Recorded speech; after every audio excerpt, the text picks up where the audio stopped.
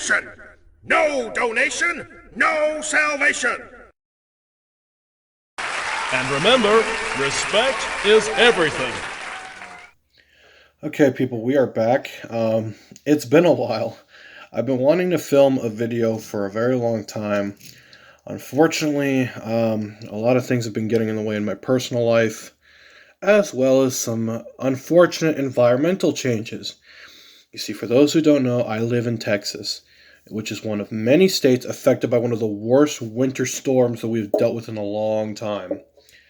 Like, no joke, it's literally like mountains of snow outside of my house, and it rarely snows in Texas. So I was very surprised when we got one of the hottest states in the U.S., and it literally got defeated by snow.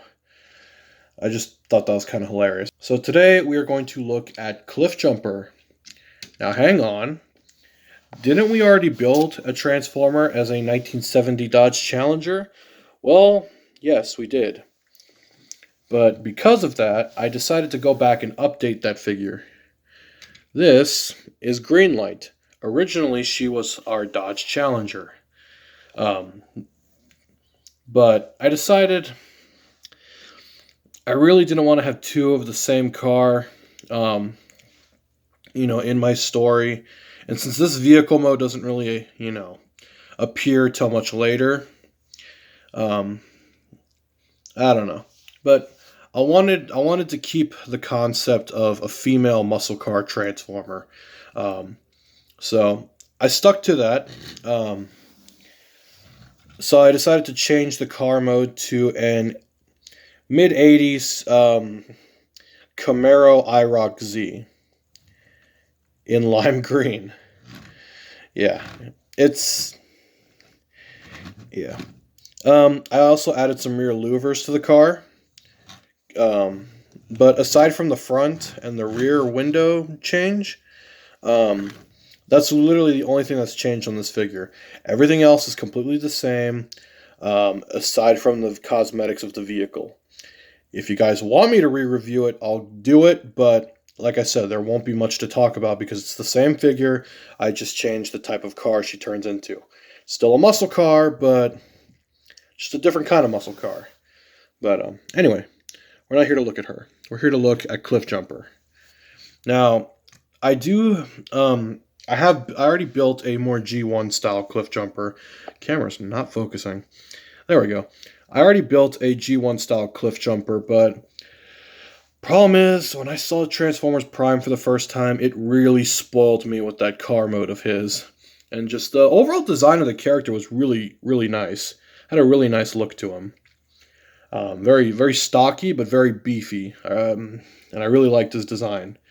It's just a shame we never got to see much of him, before he was obliterated and then stabbed to death and then sliced in half when he came back as a zombie and then got blown up again for good. Oh, poor Cliffjumper. He's just turned into nothing but plot armor now. But no, in my story, Cliffjumper is alive and well, and he does what he needs to do.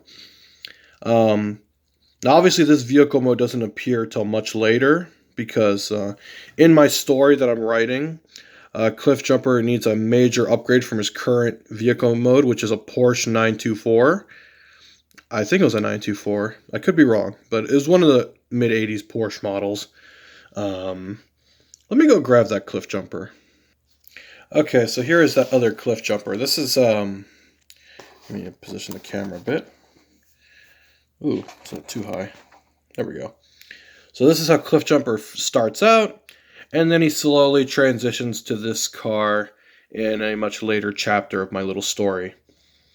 I will cover this Cliffjumper on a later date, because I want to cover him with Bumblebee in more detail, because they do, they're very similar figures, but I want to cover him on a later date.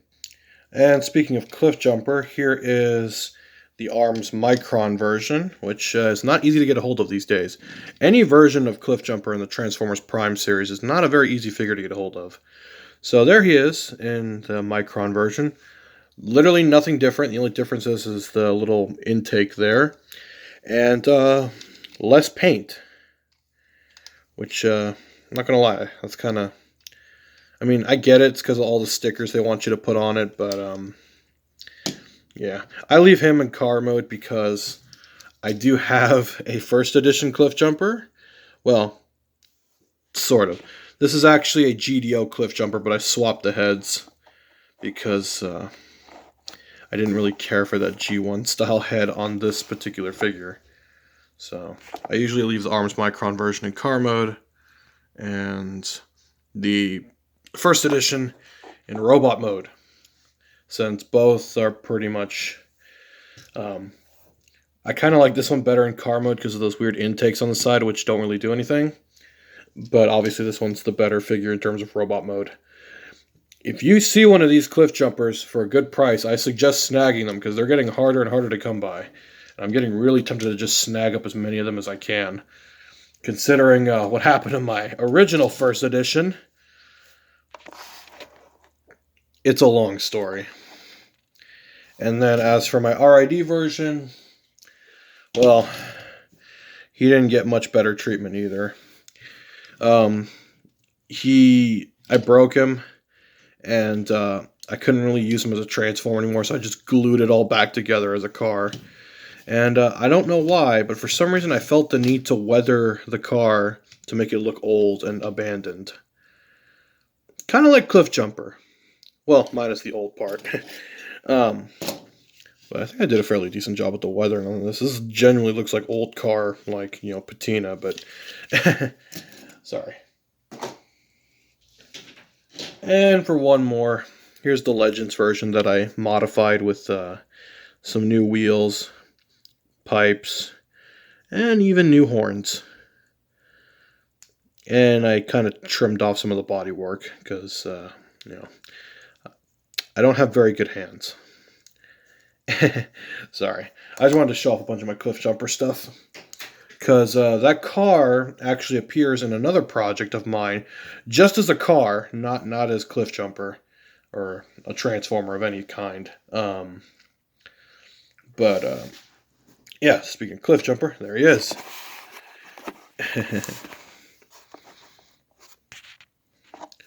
Why is this?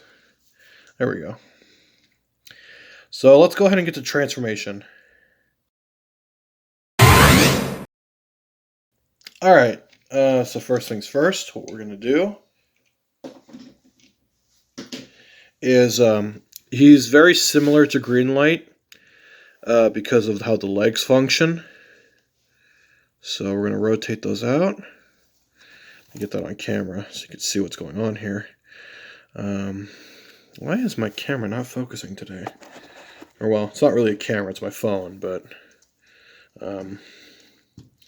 stand him up. Let's get my metal tin, prop the box up on it, get some height and leverage on this. Yeah,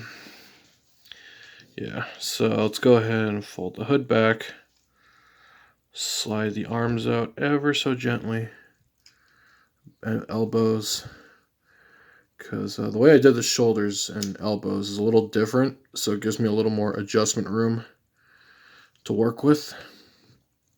So, there's Cliffjumper. Now, even though Cliffjumper is a different car completely, he's still the same bot, so he doesn't get much taller. If anything, he's the same height as his more G1 accurate counterpart. Oop. Stupid camera doesn't want to focus today. It's a little hard, but yeah, they are the same height. It just looks weird because his head's a little different than this one. But they are the same height, I promise. Although this one proportionally kind of looks better. I'm still determining if I'm going to use this version of Cliffjumper in my story or not, but I might, maybe near in the next chapter. Depends on how much farther I get with writing that. Why is he not standing? He is really being stubborn right now.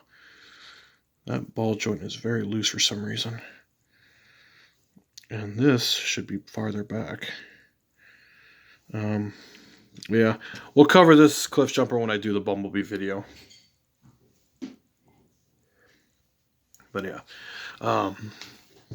Because Cliffjumper is a mini bot, I didn't want to make him that much taller than his original counterpart, because they are supposed to be the same character, just newer, or I guess different vehicle form. It's not really newer, because technically a Challenger is much older than a Porsche 924, but it is what it is. But yeah, there's Cliffjumper. He's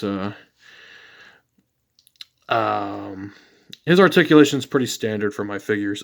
He does have 2 accessories that I need to cover. Now, in Transformers Prime, he had 2 very lovely weapons known as the Horns. And I thought those weapons were awesome. So, why not? They may be a little too long, but hey, I live in Texas and no gun is ever too big.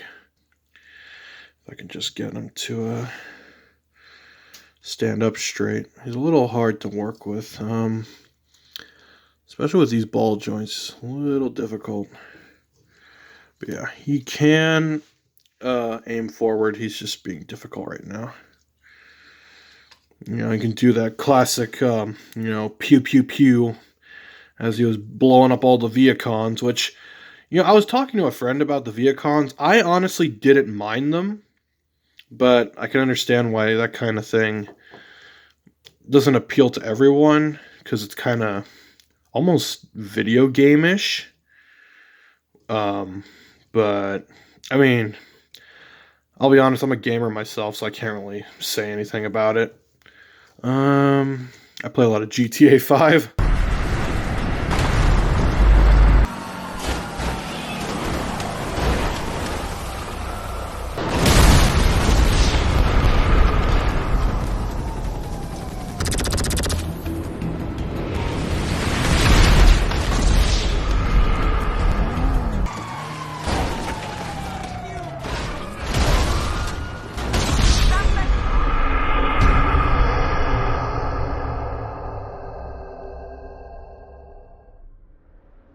But let's get him back into car mode, since we're just kind of rambling now. Push those legs in. Pull this in. I might need to swap out that ball joint. That may be where the problem is, because it's kind of loose. Okay. Yeah. He's not as complex as some of my other formers, but I haven't really pushed him to the limit quite yet. I kind of built this figure just because I really wanted this version of Cliffjumper in Lego form. And I felt that this version of Cliffjumper should have had a lot more screen time. He shouldn't have been killed off in the first episode.